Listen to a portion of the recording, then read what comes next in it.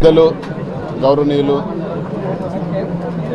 శ్రీ ముద్రగడ పద్మనాభం గారిని ఈరోజు వచ్చి కలిసి వైఎస్ఆర్సీపీ పార్టీలో చేరేందుకు ఆహ్వానించడం జరిగింది.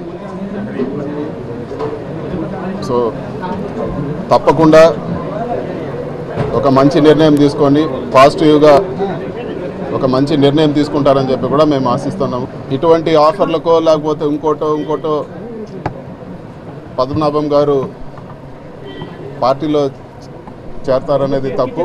ఖచ్చితంగా ఆయన స్వతహాగా అన్కండిషనల్గా చేరితే తప్పితే ఏ ఆఫర్లకు చేరే వ్యక్తి కాదని చెప్పి కూడా మేము భావిస్తున్నాము. అదేవిధంగా ముఖ్యమంత్రి గారు సమక్షంలో ఒక మంచి నిర్ణయం తీసుకొని పార్టీలో చేరతారని చెప్పి కూడా ఆశిస్తున్నాము.